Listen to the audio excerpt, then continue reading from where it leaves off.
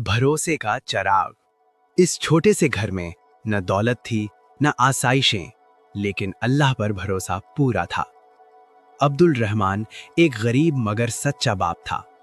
हर रात सर झुकाकर दुआ करता और कहता, या अल्लाह, तू ही मेरा सहारा है। छत से बारिश के कतरे टपक रहे थे और घर के एक कोने में बैठे दो भाई अली और हसन खाली थाली को देख रहे थे। हसन ने बहुत धीमी आवाज में पूछा, अम्मी, क्या आज खाना मिलेगा? अम्मी आयशा ने मुस्कुराने की कोशिश की। आंखों में आंसू थे मगर लहजे में यकीन था। बेटा, अल्लाह ने आज तक हमें भूखा नहीं रखा। अली खामोश था। आंखों में दर्द था मगर जुबान पर कोई शिकवा नहीं था। अब्बू ने अली के सर पर हाथ रखा और कहा, जो अल्लाह पर भरोसा करता है, अल्लाह उसकी सख्त आजमाइश को भी रहमत बना देता है।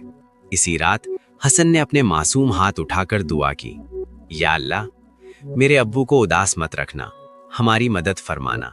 अली की आंखों से आंसू बह निकले मगर दिल में उम्मीद की एक रोशनी जल उठी।